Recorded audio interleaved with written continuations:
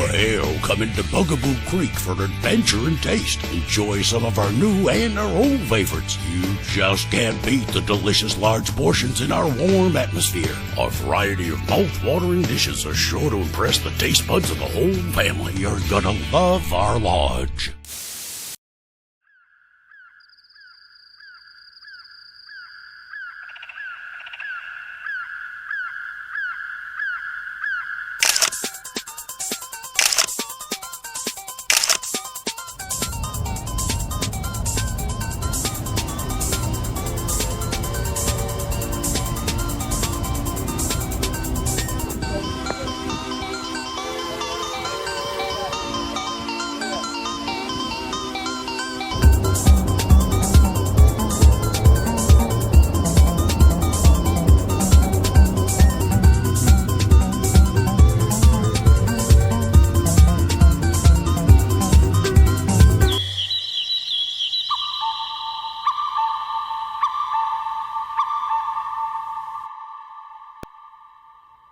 Hello everyone, this is Bullfrog's Banjo here, and today I'll be showing my Buffalo Bill animatronic from Bugaboo Creek Steakhouse.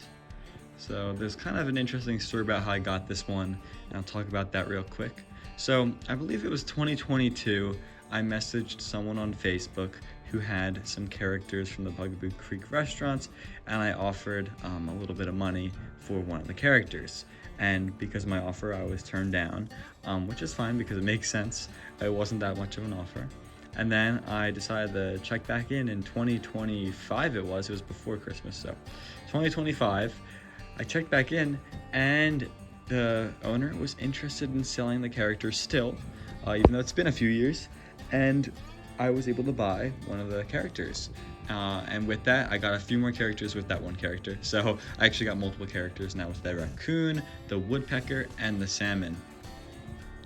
Now, you're not looking at any of those. You're looking at the goose, buffalo, and the trout. But you will see the other ones soon in another video. But this is about Buffalo Bill. So, for Buffalo Bill specifically though, I was sent a message after I picked up the raccoon and the woodpecker and such. I was sent a message that was like, hey, I have Buffalo Bill still and I'm interested in selling it.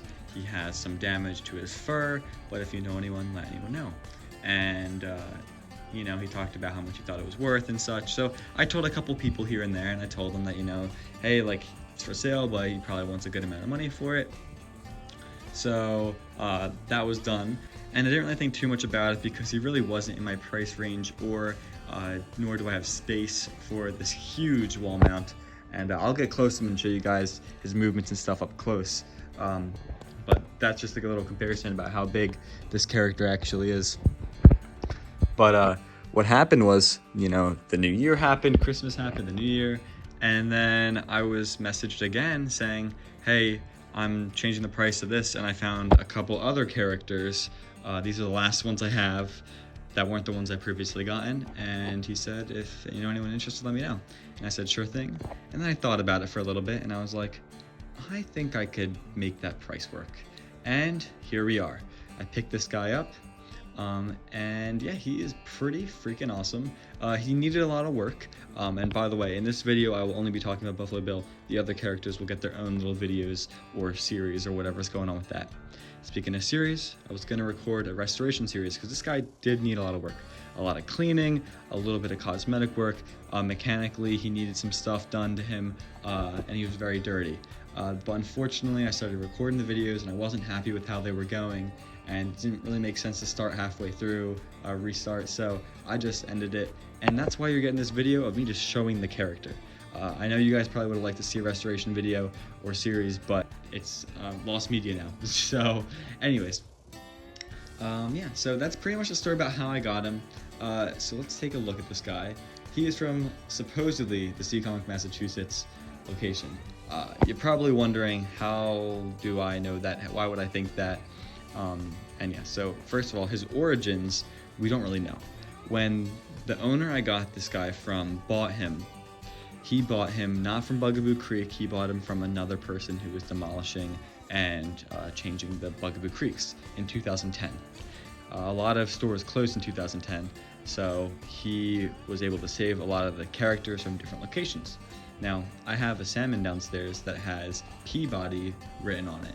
And at first I was like, oh, is that the name of the character? Like they just gave him a little name at the, factory or whatever. But no, that is actually a location in Massachusetts. And then Seekonk is also a location in Massachusetts that closed in 2010. They both closed in 2010. So my theory is, and this can't be really confirmed right now, is that's where this guy's from. And these guys are just kind of various animatronics from different locations when they were closing at that time. So they could be from just the 2 locations, or they could have been from another. Also, the reason why I think it's Seekonk and not another Massachusetts location that closed in 2010 is there is a lot of scratching on the back of his mounting plate, but there is a Boulder 93. There's some other stuff on there that I don't really understand. Maybe someone is able to decipher it, but I believe the 93, to me at least, looks bigger, and that store did open in 1993, which would also make this the second Build-A-Buffalo ever made, or at least in a store, if that's the case. There's some differences with other buffaloes that I've seen, which is the lighter horns, and then there is the electric buffaloes that were also made where the fur pattern is different, but this guy's clearly pneumatic and the older style. So now that I talked about how I got him, where he's from, I think I should probably go up and give you guys a little close look at him because he's an interesting character. I think he's super cool because unlike Chuck E. Cheese or these other animatronic shows people are getting, this guy is such a generic character that he could be used in anything. He could be put into a bar, he could be put into a restaurant, he could be put into a man cave, he could be put anywhere. And that's what's awesome about him. He's like a realistic buffalo, he's not a cartoony buffalo, so it doesn't have to be very niche with wherever this guy ends up in the future. For now, he's staying with me. I fixed him, I like him, I really do. But if anything ever was to happen, he would fit perfectly anywhere else too, which is great. So let's take a look at him. We'll start with this mouth area here. So the lighting's not the best, but you can see that he has some teeth, some tongue, and then his upper mouth area. So something to note, his lips are, some sort of rubbery material. It might be latex. I do not know for sure. It's not too thick, and there is a fiberglass little plate under here. His tongue is latex, his teeth are latex, all this is latex. And it looks a little dirty. And I'm not trying to get sidetracked here, but this guy wasn't an accident. One of the reasons why the price was lower than it probably usually would be if it was fully fixed and everything and not damaged is because he was in a restaurant repurposed after Bugaboo Creek. He was put into another restaurant and there was an accident where there was fire and heat went up to the area where he was because he was a little too big for the room, so they kind of carved out the ceiling a little bit to make him go up higher because the owner didn't want people touching him if he was lower because he's just so big. So they made this little pocket in the ceiling so he could kind of go up a little bit, so his horns were in the ceiling. And what ended up happening was when the accident happened, the heat all went up in that area in that box. So he wasn't like burnt and caught on fire, but his fur is damaged and there's some blackening from just like the everything getting caught up in that little area because heat rises. So it's definitely an interesting story for him, and some people might want his fur to be changed. I definitely think it would be a good idea to change the fur, especially for the future. But for right now, I'm not gonna, just because it takes so much fur and I want to buy the highest quality fur. But right now he fully works, and you're gonna see his demos at the end of this video of him doing all of his original show tapes that I programmed quickly. And so you can kind of get his idea and concept and high quality footage of what he looks like. But he is restored and fixed just mechanically, not necessarily cosmetically, but he looks fine, and that's the point. He looked good. If he looked bad, if there was like holes and stuff, like yeah, I'd replace the fur instantly. But just because it's a little charred, I kind of nicknamed him Crispy, so it's Bill the Buffalo. But I think, It's not on any records, but I'd like to name him Crispy. I'll refer to him as that. But anyway, so that's why some of this stuff is kind of darker than it probably should be. I tried cleaning it lightly. It would probably need a new paint job to look really nice and bright, but also doesn't need to look nice and bright. If this was in a restaurant or a bar, the lighting would definitely not really, show the teeth and make it look, really tell that it's grimy and dirty in there. It's a wall mount. It can look like that. It's fine. But back to the topic. So he has his teeth in here, which are, latex. They're part of the mold. There is like some tooth back here and over here. We're gonna keep going over here. There's some more teeth in his tongue, and then his upper mouth. Now his upper mouth does not have any teeth involved. It is just like a flap right here of like his top of his mouth, and that's all latex. That's all one piece right here. And then his nose is hard. So I don't know what material it is. It's probably fiberglass. That is hard. So that's not getting deformed or damaged. He has foam on his head, but there is a fiberglass shell under it in that area, his middle area, and his head area.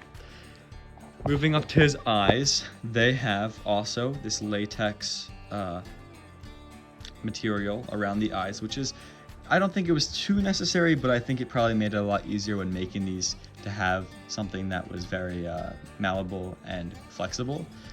So if also, for anyone who's not aware, the company that made this guy was KX International, which doesn't really ring too many bells to most people. But if you think of like Rainforest Cafe, that is the company who made all those animatronics for Rainforest Cafe, which is probably their most popular because there was a bunch of animatronics there. And then they also did the Bugaboo Creek stuff. Taking a look at the eyes, these remind me a lot of the elephants at Rainforest Cafe, just the way I guess the head is. But he has underneath this, you can see he actually has his eyelid right here. Now his eyelid is a hard material with some sort of latex or something on top. You see it's a little bit squishy. And then there's some sort of fabric that they used right here that is stretchy, that's able to hide the seam of the eyelid. It's actually really clever. So it can kind of wrinkle when it goes up, but when it's down all the way, it's like a perfect seam. That is something really unique that most companies didn't really bother with, but I think that is super cool and it's a very minor detail. I thought his eyelids were actually hard, but yeah, I think it's just a layer on top of a hard frame right here. The eyes are, just normal, traditional, I guess, taxidermy eyes. They just kind of sit there, they don't move or anything. Not like it would make much of a difference, but you can see this is all squishy around it, and then his eye down here, you see you can kind of pull it down a little bit. Pretty nice stuff. Going up to the horns, these are hard, they're sculpted. This is not a taxidermy at all. None of this is taxidermy. I'm not sure if things are molded from an actual animal, probably not, but this is the horn on one side. It's a little dirty still, I gotta clean it, but it basically is pretty good. And then the ear movement right here, it's supposed to be down and then it goes up when it's activated. It has a little bit of shaping in there, but it's the fur. And then same deal on this side, same thing. You got an eye, it blinks, same thing over here, same type of horn on this side. I think it's supposed to be this dark. When I cleaned it for a brief moment, it didn't get too much lighter, but maybe it's supposed to be lighter. Again, can't really compare it to the Seekonk, Massachusetts store location. Here's this ear over here, same thing. This one's a little bit more rough than the other one, just because the way it's built, the character. And yeah, so we're gonna go down here. You get to see this is a really cool look of him. He has a head up and down, like that. And his head is supposed to be like up like that, and then when it's activated, it looks down at the guests. And then it has the head left and right, which are individual movements, so he can kind of look left, he can look forward, he can look right, he can do whatever he wants to do. It just adds a lot more animation. One of the things I had to fix was his cylinders and his valve were hooked up so that it was only left or right. So it was either always left, always right. But there was actually the valve to make it individual in there still that I just had to activate. And the valve is giving me some problems, so I think that's probably why they swapped it. I'll just have to buy a new valve and then fix that. But it still works in like 85% of the video. So if he's not moving his head for a while, that's why. But yeah. So once again, taking a look at him, his fur, like I said, is a little messed up, but it is not too bad. One day it'll be replaced and look nice, but for now, I think it is just fine as it gets the point across. One thing we can do over here is take a look. There's this little pouch inside of his, I don't know what you would call this little floppy thing, but you can kind of see what the fur looked like brand new. It wasn't too special, but you can definitely see the color difference on camera. In person it's a little bit hard to tell, which is kind of odd, but that's what the fur looked like originally. It's just darker, and maybe there's a way to clean this, but I tried my best. I combed it and got as much of the matting out as I could, but yeah. So let's take a look over here at the plate. He has a wooden mounting plate. I have him currently leaning on a couch just so he's not laying on his back for the sake of the video that I recorded. But you can see it's just this wooden, very nice wooden plate. Have to clean this off, very, very dirty. And then the mounting, obviously, this is how you open him up. You basically take out this little screw, which wasn't screwed in all the way. And then there's a hinge, and his whole side, put that right there. His whole side kind of just like comes out like this. And there's a hinge angle down there, and you can basically get inside and take a look at him. There's no way to really get into his head unless you go underneath there or take off all the fur. But you can see here we have all the brackets and the mounting and stuff. There are his Humphrey valves right there. This is how they had him wired. So there's these little fuses. And then you have the flows right here, which are pretty nice flows. Still gotta put that hosing around, the new hosing, or the connected hosing, because what happened was at some point they removed them off the plaque, so they snipped all of the hosing. So when I got them, it was all cut and I couldn't test anything, so I had to buy these plastic barbed connectors to basically reconnect it, because to rehose everything I have to get inside of his head and then yada yada yada, and it's already color coded. So this worked out well and wasn't too pricey, but we have that going on in here, and that's pretty much all for inside. This little screw is from a mounting up there.